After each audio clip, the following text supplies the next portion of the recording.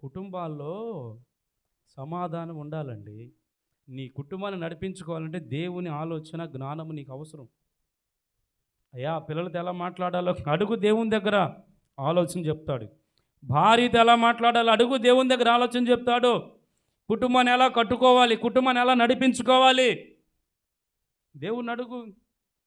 సమయోచితమైన ఆలోచన చెప్తాడు ఆయన. సమయోచితమైన జ్ఞానముతో నిన్ను నింపుతాడు. నీ కుటుంబంలో క్షేమం ఉంటుంది. దేవుని యొక్క సమాధానం నిలిచి ఉంటుంది. ఐక్యత నిలిచి ఉంటుంది. పేరుకేమో దేవుని పిల్లలు, ఇంట్లోనేమో దెయ్యాల రాజ్యం. ఎట్లుంటుందండి? మీకేమైనా అర్థమవుతుందా? వీటన్నిటి కారణం ఏంటి? మన సొంత జ్ఞానము. మన కుటుంబాన్ని అట్లానే కట్టుకుంటాం. కానీ దేవుని బిడ్డలు అయితే దేవుని జ్ఞానాన్ని అడుగుతారు. ప్రభువా, ఈ కుటుంబంలో నేను ఎలా కట్టుకోవాలి, నేను ఎలా మాట్లాడాలి, నేను ఎలా సమాధానంగా ఉండాలి అందరితోటి. పని మనిషిని పని చేస్తే నచ్చలేము. ఆయనేమో బాగుందన్నందుకు ఆమెకు నచ్చలే ఆ పదం. దేవునికి స్తోత్రం. కొంతమంది అంటే ఇంట్లో తినే డైలీ కూర నచ్చదు. ఏదో పొరుగింటి కూర ఎవరైనా వేసారనుకో, అబ్బో భలే ఉంది కూర అంటే చాలు, ఇంకా తాగదా ఇంట్లో.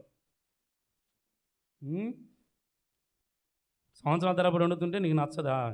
ఆ పక్కింటి వాళ్ళు వేసిన కూర బాగుందా, పోయి రోజు వెళ్ళమ్మటే తిను పోయి అని అంటది భార్య. కొంతమంది తెలివైన వాళ్ళు.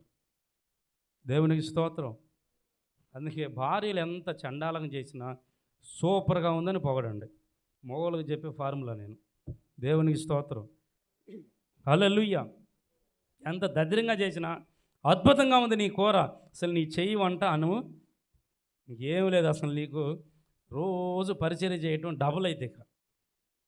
అంతేగాని ఏం కూర ఇది అన్నావు అనుకో, ఇంక తర్వాత రోజు నుంచి గొడ్డుగారం, అవసరమైతే ఉప్పు కండకషం వేస్తారు, లేదంటే కారం ఎక్కువ వేస్తారు. ఇంకదే వాళ్ళు మళ్ళీ ముఖానేమో అనరు వాళ్ళు.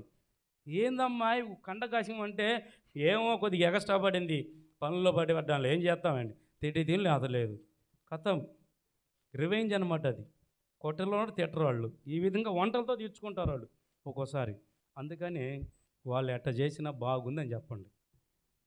దేవునికి స్తోత్రం. తగాదాలు రాకుండా ఉంటాయేమండి? ఇంతకీ మీరు కోరుకుంటారా ఆ విధంగా? మీరు ఆశిస్తారా? దేవునికి స్తోత్రం కలుగును గాక. దేవుని సన్నిధిలో ప్రియులారా, మన కుటుంబాన్ని నడిపించుకోవాలంటే మనకు దేవుని జ్ఞానము కావాలి.